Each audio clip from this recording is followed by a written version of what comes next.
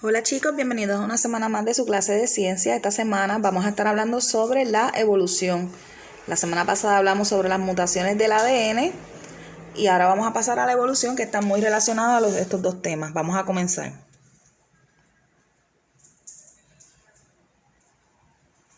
El estudio de los restos de animales y plantas que existieron en épocas pasadas, o sea, los fósiles, nos permiten descubrir que los seres vivos de hace millones de años eran bien distintos a los actuales. ¿Quién no ha oído hablar, por ejemplo, de los dinosaurios? Reptiles gigantes que desaparecieron de la faz de la Tierra al final de la era secundaria y de los que se han encontrado numerosos restos. Hoy en día, los representantes de este grupo animal son muy diferentes. Los dinosaurios se adueñaron de la Tierra hace unos 225 millones de años. No solo controlaron el planeta, sino que fueron capaces de conservar esa situación durante un largo periodo de 130 millones de años, que eso es mucho tiempo. ¿Y qué es la evolución? Es el proceso biológico mediante el cual los caracteres de las distintas especies han ido cambiando a través del tiempo. Teorías evolutivas. Hasta el siglo XIX se creía que la materia viva podía surgir de la inerte, como sostenía la teoría de la generación espontánea, y que los seres vivos eran incapaces de sufrir modificaciones. O sea, de algo muerto podía salir algo vivo y así espontáneamente de la nada, y que no evolucionaban ni se modificaban.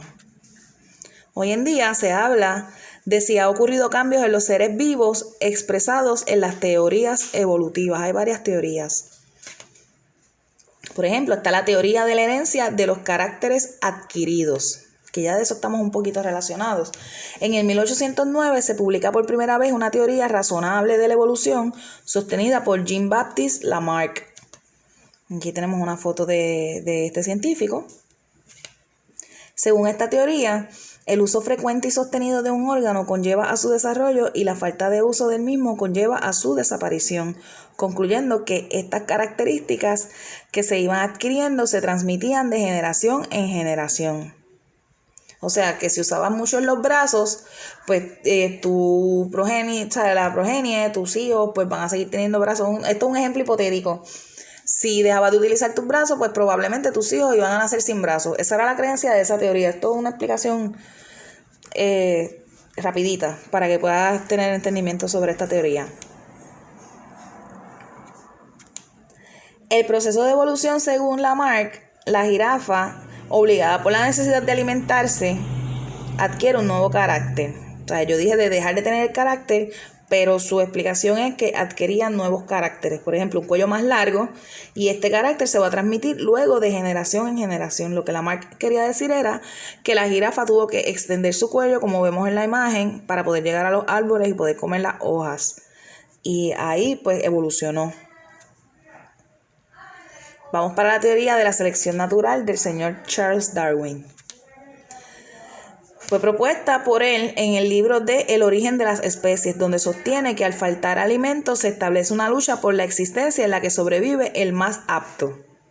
Como por un ejemplo, cuando los perritos, hay perritos que, ¿verdad? Hay una camada de perros, la perra tiene una camada de perros y a veces hay perritos que pues no sobreviven. Tal vez esos perritos no pudieron, ¿verdad?, ser listos y poderse pegar a su mamá para beber leche y tal vez pues pudieron morir desnutridos o vinieron con enfermedades congénitas y eran los más débiles y obviamente van a sobrevivir los más fuertes. Para Darwin, las jirafas que tenían cuello largo sobrevivirían mejor que el resto de las jirafas de cuello corto. Vamos para la teoría mutacionista. Mutación, eso te tiene que sonar porque estuvimos hablando de eso en estos días. Fue propuesta por Hugo de Vries. Las mutaciones que son favorables permitirán que los seres vivos sobrevivan, pero si las mutaciones no son favorables, el ser vivo muere. La mutación son los cambios espontáneos que se dan a nivel del ADN.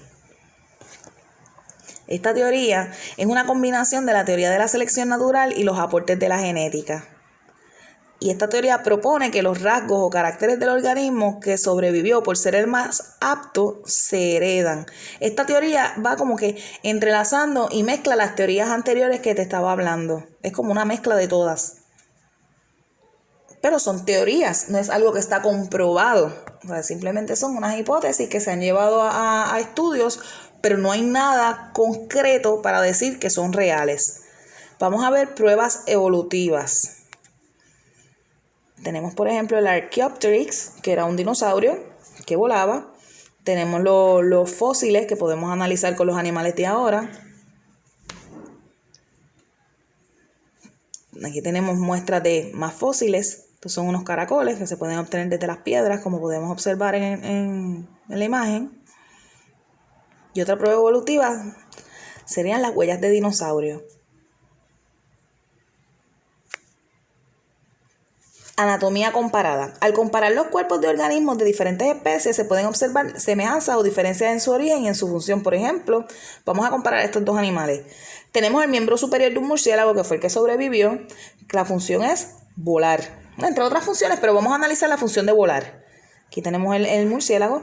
Y si vemos el miembro superior de un caballo, su función es andar.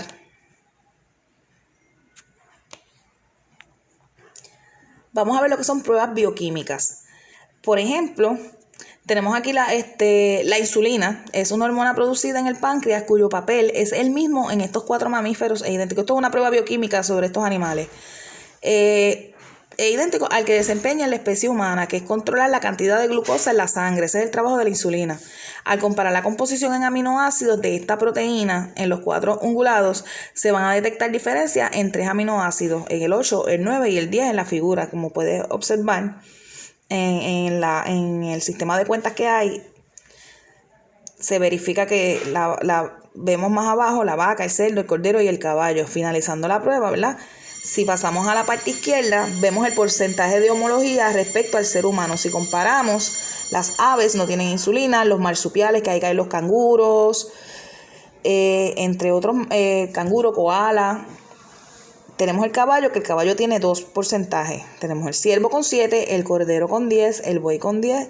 En fin, para ir analizando, podemos, ¿verdad? Hasta el final, vemos que el orangután y el humano comparten el 97% del genoma. Hay un simio que se encontró en Sumatra y en Borneo son más primitivos que el chimpancé y el hombre. Gracias a estas pruebas bioquímicas, verificando la insulina y entre otras cosas, se pueden determinar la evolución de estos animales. Las pruebas bioquímicas son empleadas para revelar el parentesco entre 2 organismos, como les expliqué, haciendo uso de las moléculas importantes como los ácidos nucleicos o el ADN. Y esto sería todo por esta semana. Duditas, preguntas, no duden en comunicarse. Así que cuídense mucho.